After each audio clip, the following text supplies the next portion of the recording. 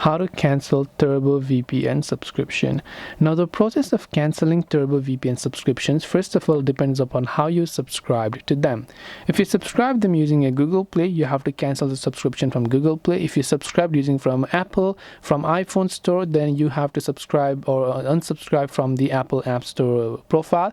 If you subscribe from the website, you have to cancel from the website. So these are just three different things.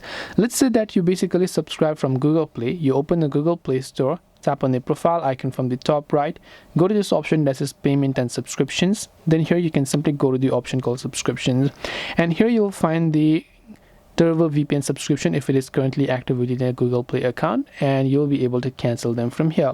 Now similarly, if you have a subscription from your Play Store, from your iPhone, then you can open Settings app on iPhone, tap on your Apple ID, go to subscriptions, and there you'll be able to find it. Or if you subscribe using the website, you can go to turbovpn.com, log into your account settings, and also cancel the subscription from there. So either way, I hope that this video pretty much helped you. If you have got any further questions, feel free to also leave them down in the comment section below. As always, thank you very much for watching till the end of the tutorial, and see you soon in the next video.